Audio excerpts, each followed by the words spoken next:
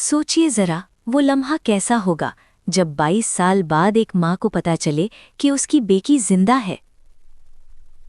गांव संतरी की खामोश फिजा में अचानक एक ऐसी खबर गूंजती है जो सब कुछ बदल देती है।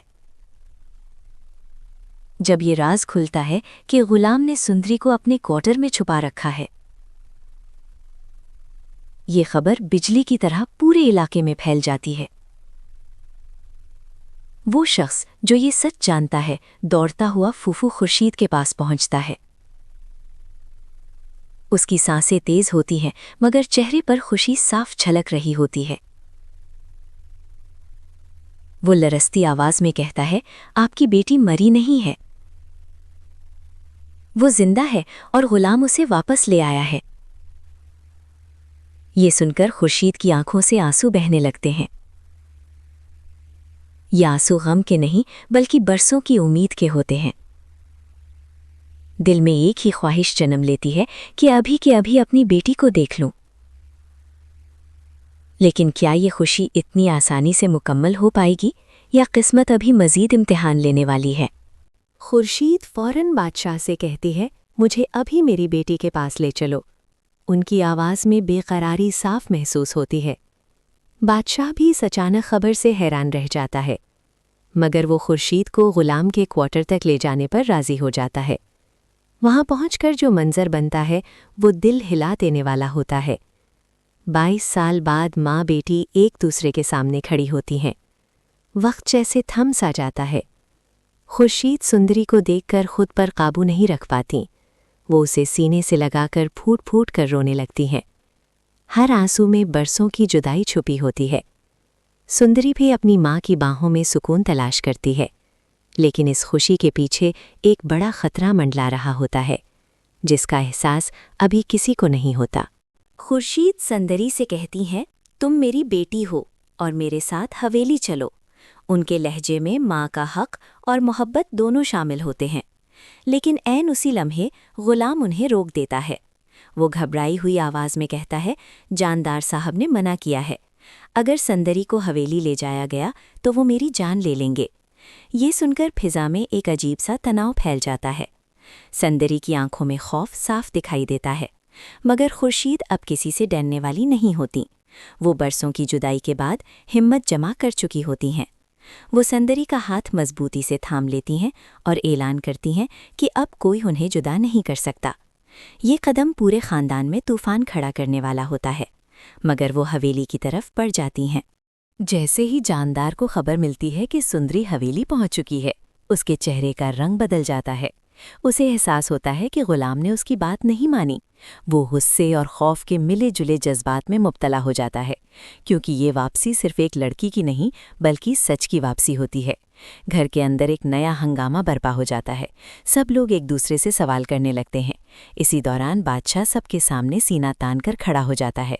वो ऐलान करता है कि वो सुंदरी से शादी करेगा और अब सुंदरी इसी घर में रहेगी। ये ऐलान सबको हैरान कर देता है। ख़ास तौर पर साहिबा इस फैसले की सख्त मुखालिफत करती हैं और कहानी एक नए मोड़ पर पहुंच जाती है। साहिबा कहती हैं कि अगर ये शादी हुई तो रिश्तों का क्या बनेगा। वो अपने भाई की बेटी का हवाला देती हैं। वो ऐलान करती हैं कि ये निकाह हरगिज़ नहीं होने देंगी। घर की फ़िज़ा मज़ीद कशीदा हो जाती है। जानदार चुपचाप सब कुछ देख रहा होता है, मगर उसके जहन में एक ख़तरनाक मंसूबा तैयार हो रहा होता है। वो सीधा मुकाबला करने के बजाय चाल चलने का फ़ैसला करता है। अचानक वो झूठ फैलाता है कि बादशाह का एक्सीडेंट हो गया है। ये खबर सुनकर सुंदरी और गुलाम घबरा जाते हैं। वो फ़ौरन दी गई जगह पर पहुंचने के लिए निकलते हैं। उन्हें अंदाज़ा भी नहीं होता कि वो जाल में फंस चुके हैं। ये चाल आने वाले तूफान की इब्तिदा होती है और हालात मज़ीद ख़तरनाक होने लगते हैं। जानदार उन्हें एक सुनसान सोसाइटी में बुलाता है। वहाँ पहुंचकर मंजर बिल्कुल मुख्तलिफ होता है। ना कोई हादसा होता है और ना ही बादशाह मौजूद होता है। सुंदरी और गुलाम एक दूसरे को परेशानी से देखते हैं। तभी जानदार सामने आकर असल इरादा जाहिर करता है। वो सुंदरी को धमकी देता है कि अभी गुलाम से निकाह कर लो। अगर ऐसा ना किया तो वो गुलाम की जान ले लेगा। ये सुनकर सुंदरी के कदम लरस जाते हैं। उसके सामने मोहब्बत और जान का सवाल खड़ा हो जाता है। वो खौफ के आलम में फौरी फैसला कर लेती है اور غلام سے نکاح قبول کر لیتی ہے۔ یہ نکاح محبت سے زیادہ مجبوری کا نتیجہ ہوتا ہے، مگر اس فیصلے کے اثرات بہت دور تک جانے والے ہوتے ہیں۔ نکاح کے فوراً بعد داجی غلام کو الگ لے جا کر دھمکاتے ہیں۔ وہ کہتے ہیں، سندری کو لے کر یہاں سے دور چلے جاؤ، اگر بادشاہ کے قریب بھی نظر آئے تو انجام برا ہوگا۔ یہ دھمکی صرف غلام کے لیے نہیں ہوتی، بلکہ اس کی ماں لاجو کی جان بھی خطرے میں ڈال دی جاتی ہے۔ اپنی ماں کو بچانے کے لیے غلام خاموش رہنے پر مجبور ہو جاتا ہے۔ رات کے اندھیرے میں وہ سندری کو ساتھ لے کر نکل پڑتا ہے۔ ان کے قدموں میں خوف اور بے یقینی شامل ہوتی ہے۔ وہ نہیں جانتے آگے کیا ہونے والا ہے، لیکن پیچھے رہ جانا بھی ممکن نہیں ہوتا۔ یہ فرار دراصل ایک نئی آزمائش کی ابتدا ہوتی ہے، اور قسمت انہیں ایک اور موڑ کی طرف دھکیل دیتی ہے، جس کا اندازہ ابھی کسی کو نہیں ہوتا۔ دوسری طرف جاندار فوراً بادشاہ کو بھڑکاتا ہے۔ وہ اسے بتاتا ہے کہ غلام سندری کو لے کر بھاگ گیا ہے۔ یہ سن کر بادشاہ کے ہوش اڑ جاتے ہیں۔ اسے یقین نہیں آتا کہ غلام ایسا کر سکتا ہے۔ وہ فوراً غلام کو فون ملاتا ہے، مگر نمبر بند آ رہا ہوتا ہے۔ یہ دیکھ کر اس کا خون کھول اٹھتا ہے۔ وہ چیختے ہوئے غلام کو غدار قرار دیتا ہے اور اعلان کرتا ہے کہ اسے اس کی سزا ضرور ملے گی۔ وہ اپنے آدمیوں کو حکم دیتا ہے، انہیں ڈھونڈ نکالو۔ ہر طرف تلاش شروع ہو جاتی ہے۔ چند ہبوین کا سراغ مل جاتا ہے اور خطرہ ان کے بالکل قریب پہنچ جاتا ہے۔ بادشاہ کے آدمی غلام اور سندری کو پکڑ لیتے ہیں۔ انہیں رسیوں سے باندھ دیا جاتا ہے۔ سندری کی آنکھوں میں خوف صاف جھلکتا ہے۔ غلام بے بسی سے سب کچھ دیکھتا رہتا ہے۔ اسی دوران بادشاہ بھی وہاں پہنچ جاتا ہے۔ وہ تیز قدموں سے سندری کے سامنے آ کھڑا ہوتا ہے۔ وہ پوچھتا ہے، تم نے ایسا کیوں کیا؟ کیوں غلام کے ساتھ چلی گئیں؟ یہ سوال دراصل اس کے ٹوٹے دل کی آواز ہوتا ہے۔ سندری خاموش نہیں رہتی۔ وہ سچ بتا دیتی ہے کہ اس نے نکاح کر لیا ہے۔ یہ سن کر بادشاہ کا دل چکنا چور ہو جاتا ہے اور وہ غصے میں آپا کھو بیٹھتا ہے۔ بادشاہ غصے میں غلام کو مارنا شروع کر دیتا ہے۔ وہ اپنے آدمیوں کو حکم دیتا ہے اسے چھوڑنا نہیں۔ ہر وار میں اس کا ٹوٹا ہوا دل شامل ہوتا ہے۔ سندری یہ سب دیکھ کر چیخ اٹھتی ہے۔ وہ روتے ہوئے کہتی ہے، اگر مجھ سے محبت کرتے ہو تو اسے چھوڑ دو۔ یہ الفاظ بادشاہ کے دل کو چھو لیتے ہیں۔ اس کا غصہ آہستہ آہستہ کم ہونے لگتا ہے۔ وہ دونوں کو واپس حویلی لے جانے کا فیصلہ کرتا ہے۔ حویلی پہنچ کر سچ سامنے آنا شروع ہوتا ہے۔ سندری سب کے سامنے جاندار کی سازش بیان کرتی ہے۔ وہ بتاتی ہے کہ انہیں جان سے مارنے کی دھمکی دی گئی تھی۔ یہ سن کر سب حیران رہ جاتے ہیں، اور اب سوال یہ ہے کہ آگے کیا ہوگا؟ حویلی میں سچ سامنے آنے کے بعد ایک گہری خاموشی چھا جاتی ہے۔ ہر شخص جاندار کی طرف حیرت سے دیکھ رہا ہوتا ہے۔ خورشید کی آنکھوں میں غصہ اور دکھ دونوں شامل ہوتے ہیں۔ وہ سوال کرتی ہیں کہ آخر اتنی بڑی سازش کیوں کی گئی؟ جاندار پہلے تو انکار کرنے کی کوشش کرتا ہے، مگر حالات اس کے خلاف ہو چکے ہوتے ہیں۔ سندری کے آنسو سب کچھ بیان کر رہے ہوتے ہیں۔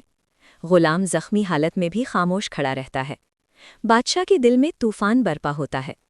ایک طرف باپ کا رشتہ اور دوسری طرف محبت کی سچائی ہوتی ہے۔ یہ فیصلہ اس کی زندگی کا سب سے مشکل لمحہ بن جاتا ہے۔ گھر کے بزرگ بھی نظریں جھکا لیتے ہیں، کیونکہ اب سچ کو دبانا ممکن نہیں رہتا۔ بادشاہ جاندار سے سخت لہجے میں جواب طلب کرتا ہے۔ وہ پوچھتا ہے کہ آخر دشمنی کس بات کی تھی؟ جاندار اعتراف کرتا ہے کہ وہ پرانی رنجشیں بھلا نہیں سکا تھا۔ اسے ڈر تھا کہ سندری کی واپسی سے راز کھل جائیں گے۔ اسی خوف نے اسے اندھا بنا دیا تھا۔ اس نے غلام کو کمزور سمجھ کر استعمال کرنا چاہا، مگر حالات اس کے قابو سے باہر ہو گئے۔ خورشید یہ سب سن کر ٹوٹ سی جاتی ہیں۔ انہیں احساس ہوتا ہے کہ لالچ نے گھر کو تباہ کیا۔ بادشاہ کی آنکھوں میں نمی آ جاتی ہے۔ وہ پہلی بار اپنے باپ کو کمزور دیکھتا ہے، مگر انصاف کا تقاضا کچھ اور ہوتا ہے، اور وہ سخت فیصلہ کرنے کا ارادہ کر لیتا ہے۔ بادشاہ اعلان کرتا ہے کہ اب اس گھر میں صرف سچ کی حکمرانی ہوگی۔ وہ کہتا ہے کہ کوئی بھی رشتہ انصاف سے بڑا نہیں۔ جاندار کو اپنے کیے کا حساب دینا ہوگا۔ یہ سن کر سب لوگ حیران رہ جاتے ہیں، مگر سندری آگے بڑھ کر بادشاہ کو روک لیتی ہے۔ وہ کہتی ہے کہ نفرت کا جواب نفرت نہیں ہو سکتا۔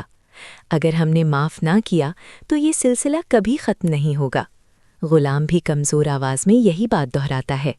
وہ کہتا ہے کہ ہمیں امن چاہیے، بدلہ نہیں۔ یہ الفاظ ماحول کو بدلنے لگتے ہیں۔ بادشاہ کا غصہ آہستہ آہستہ ٹھنڈا پڑتا ہے۔ اسے احساس ہوتا ہے کہ اصل طاقت برداشت میں ہے، اور وہ ایک مختلف راستہ اختیار کرنے کا سوچتا ہے۔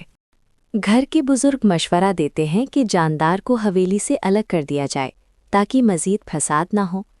یہ فیصلہ سب کے لیے تکلیف دہ ہوتا ہے مگر سکون کے لیے ضروری سمجھا جاتا ہے۔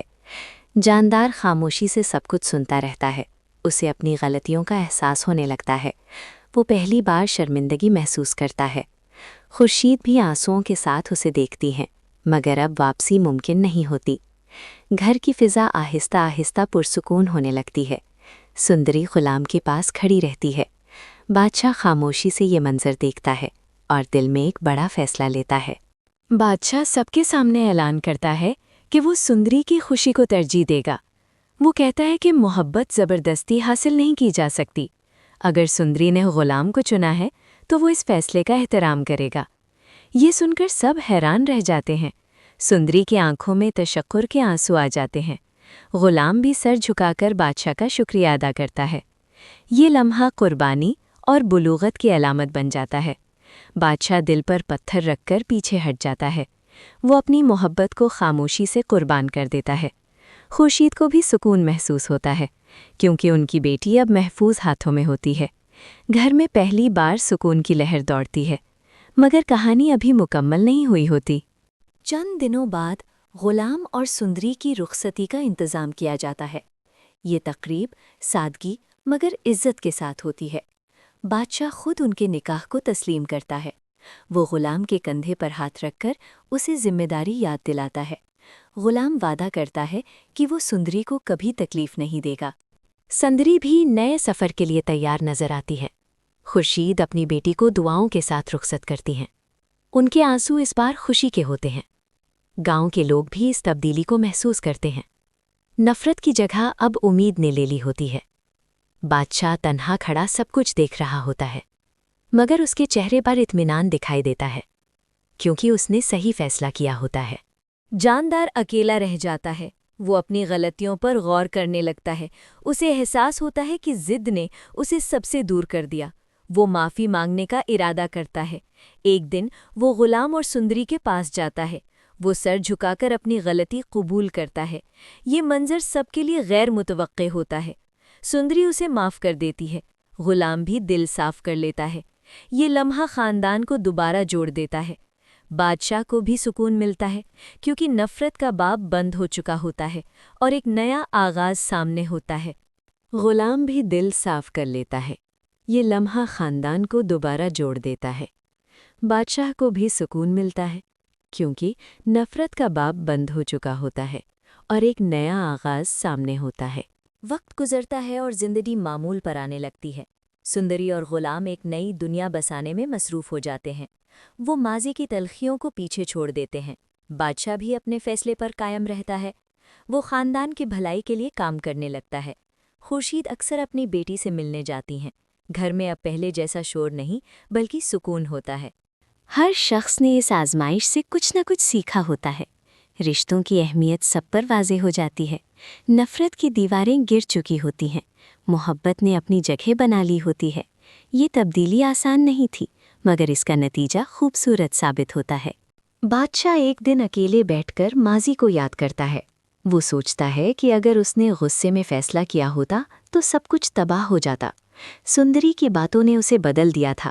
اسے سمجھ آ گیا تھا کہ اصل طاقت معافی میں ہے۔ وہ دل ہی دل میں دعا کرتا ہے کہ غلام اور سندری خوش رہیں۔ یوں غلام اور سندری کی محبت آزمائشوں سے گزر کر کامیاب ہوتی ہے۔ بادشاہ اپنی محبت قربان کر کے بڑا دل دکھاتا ہے۔ جاندار اپنی غلطیوں کا اعتراف کر کے سکون پاتا ہے۔ خورشید کو 22 سال بعد اپنی بیٹی کی خوشی نصیب ہوتی ہے۔ یہ کہانی ہمیں سکھاتی ہے کہ ضد رشتے توڑ دیتی ہے اور معافی انہیں جوڑ دیتی ہے۔ اگر اس قصے میں کوئی اصل ہیرو ہے تو وہ سچائی اور برداشت ہے۔ محبت کو زبردستی حاصل نہیں کیا جا سکتا بلکہ اسے آزاد چھوڑنا پڑتا ہے۔ آخرکار ہر کردار کو اس کے فیصلوں کا نتیجہ ملتا ہے۔ گاؤں سنتری میں اب سکون کی فضا قائم ہو چکی ہے اور یہ داستان ایک خوبصورت انجام کے ساتھ مکمل ہو جاتی ہے۔